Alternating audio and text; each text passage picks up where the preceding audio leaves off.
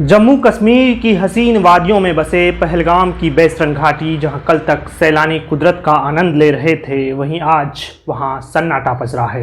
22 अप्रैल को जो कुछ हुआ उसने सिर्फ घाटी नहीं बल्कि पूरे देश की रूह को झकझोर कर रख दिया। एक दर्दनाक आतंकी हमला जिसमें 26 निर्दोष लोगों की जान चली गई और इनमें से ज़्यादातर लोग वो थे जो कश्मीर को अपनी आंखों में बसा कर देखने आए थे। ऐसे में सवाल उठता है कि आखिर कौन है इंसानियत का वो कसूरवार जिसने हंसती खेलती जिंदगियों को उजाड़ कर रख दिया? कौन है वो ताकत जिसे कश्मीर की तरक्की पसंद नहीं है, और क्यों इस हमले के पीछे भी पाकिस्तान का हाथ बताया जा रहा है?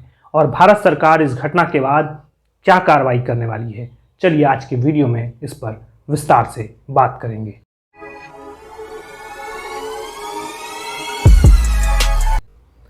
नमस्कार, मेरा नाम है अभिषेक और आप देख रहे हैं पब्लिक वाणी। भारत में जब भी किसी बड़े आतंकी हमले की खबर आती है, पाकिस्तान का आधिकारिक रुख वही पुराना होता है, इनकार, खंडन और दुनिया के सामने मासूमियत का मुखौटा।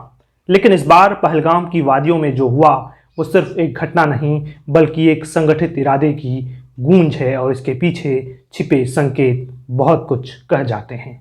22 अप्रैल को जब बेसरन घाटी में निर्दोष पर्यटकों पर हमला होता है, उसी वक्त याद आता है पाकिस्तानी सेना प्रमुख जनरल असीम मुनीर का हालिया बयान, कश्मीर हमारे गले की नस है, हम इसे कभी नहीं भूलेंगे। ये शब्द महज बयानबाजी नहीं थी बल्कि एक मानसिकता का खुला इजहार था। ये वही मानसिकता था जो आतंक को बार बार भारत के खिलाफ हथियार के रूप में इस्तेमाल करता है। पर्यटन से उभरते कश्मीर की छवि, वहां लौटता विश्वास और भारत की अस्थिरता की कोशिशें पाकिस्तान को रास नहीं आती है। पाकिस्तान भारत के खिलाफ सीधी लड़ाई तो नहीं लड़ सकता, इसलिए वो प्रॉक्सी वार के जरिए भारत को नुकसान पहुंचाने की कोशिश करता है। अब इस हमले की जिम्मेदारी जिस संगठन ने ली है उसके सीधे तार पाकिस्तान से जुड़ते हैं। हमले की जिम्मेदारी द रेजिस्टेंस फ्रंट TRF ने ली है। TRF लश्कर-ए-तैयबा का प्रॉक्सी संगठन माना जाता है। बताया जाता है कि TRF की शुरुआत कश्मीर से धारा 370 खत्म होने के बाद लश्कर की ऑनलाइन यूनिट के रूप में हुई थी। TRF ने ऑनलाइन पॉपुलैरिटी बटोरी। इस दौरान TRF लश्कर के अलावा तहरीक-ए-मिल्लत इस्लामिया और गजनवी हिंद जैसी सहित विभिन्न संगठनों को आपस में जोड़ लिया। TRF ने 2020 से घाटी में हमले की जिम्मेदारी लेना शुरू किया। पूरी घाटी में हुए आतंकी हमले की जिम्मेदारी अब सिर्फ TRF ही लेता है। अब लश्कर-ए-तैयबा जैसे मोहम्मद और हिजबुल मुजाहिदीन का नाम आना बंद हो गया। नतीजन घाटी में TRF की बढ़ती मौजूदगी का पता जल्द ही चलने लगा। सोपोर जो कभी लश्कर का बेहद मजबूत गढ़ था, वहां से ओवरग्राउंड वर्कर्स के मॉड्यूल का पर्दाफाश हुआ। कुपवाड़ा में भी OGWS पकड़े गए। इन लोगों ने खुलासा किया कि वे नए संगठन के लिए युवाओं की भर्ती कर रहे हैं। बताया जाता है कि इस पूरे संगठन को पाकिस्तान से बैठकर सैफुल्लाह खालिद ऑपरेट करता है, जो आतंकी हाफिज सईद का बेहद करीबी है। सैफुल्लाह खालिद की पाकिस्तानी सेना से भी काफ़ी नज़दीकी है। पाकिस्तानी सेना पर इसका इतना प्रभाव है कि सेना उसका फूलों से स्वागत करती है और सेना के अधिकारियों की पूरी मदद करता है। साथ ही पाकिस्तानी सेना के जवानों को भारत के खिलाफ भड़काता है। पहलगाम आतंकी हमले से 2 महीने पहले सैफुल्लाह खालिद पाकिस्तान के पंजाब के कंगनपुर पहुंचा था। यहां उसे पाकिस्तानी सेना के कर्नल जाहिद जरीन खट्टक ने जिहादी भाषण देने के लिए वहां बुलाया था। वहां उसने पाकिस्तानी सेना को भारत के खिलाफ भड़काया। मीडिया रिपोर्ट में दावा किया जा रहा है कि पाकिस्तान के खैबर पख्तूनवा में ISI और पाकिस्तानी सेना की बैठक में उसने कहा था कि मैं वादा करता हूं कि आज 2 फरवरी 2025 है, हम 2 फरवरी 2026 तक कश्मीर पर कब्जा करने की पूरी कोशिश करेंगे। आने वाले दिनों में हमारे मुजाहिदीन हमले तेज होंगे।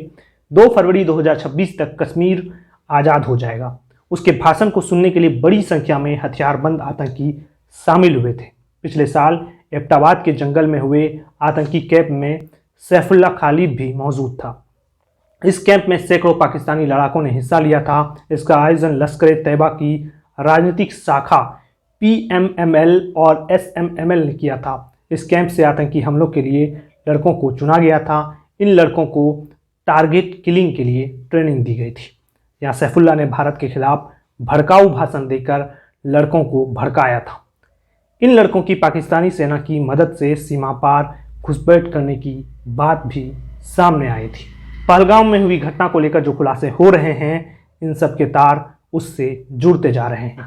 जानकारी मिली है कि पहलगाम हमले में 2 पाकिस्तानी दहशतगर्द भी शामिल थे और उसके साथ थे 2 स्थानीय आतंकी भी थे। अब तक 4 आतंकियों के बारे में जो जानकारियां सामने आई है, सुरक्षा एजेंसियों ने हमला करने वाले 3 आतंकियों के स्केच भी जारी किए हैं।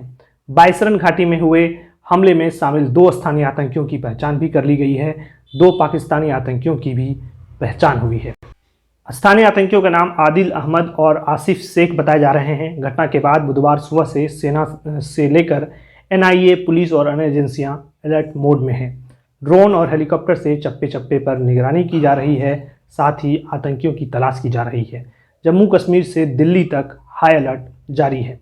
आपको इन जानकारियों से साफ साफ पता चल रहा होगा कि इस घटना का पाकिस्तान से कोई न कोई कनेक्शन तो है। ऐसे में सवाल उठता है कि अब भारत इस हमले के बाद क्या पाकिस्तान पर बड़ी कार्रवाई कर सकता है। इस घटना के बाद पाकिस्तान भी खुद डरा हुआ है। इसका खुलासा सैटेलाइट तस्वीरों से हुई है। आतंकी हमले के तुरंत बाद पाकिस्तानी सेना ने अपने एयरबेस की सुरक्षा बढ़ा दी है। मंगलवार रात को सेना के बड़े बड़े अधिकारी एयरबेस की मॉनिटरिंग में लगे रहे।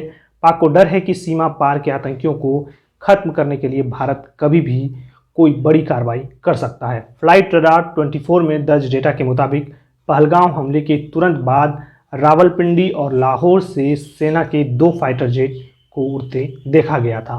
एक फाइटर जेट तो LOC के आसपास चक्कर लगा रहा था। अहमदपुर ईस्ट के पास आखिरी बार पाकिस्तानी फाइटर जेट को उड़ान भरते देखा गया था। सीमा पर पाकिस्तानी वायुसेना के जिन विमानों को उड़ान भरते देखा गया है, उनमें PAF 198 और PAF 101 नंबर की फ्लाइट है। पाकिस्तान की वायुसेना दोनों ही विमानों का इस्तेमाल अक्सर खुफिया अभियानों के लिए करती रही है। दोस्तों, पाकिस्तान की एयरबेस पर अचानक बड़ी हलचल और सीमा के पास फाइटर जेट्स की गतिविधियां ये दर्शाती है कि पाकिस्तान को डर सता रहा है।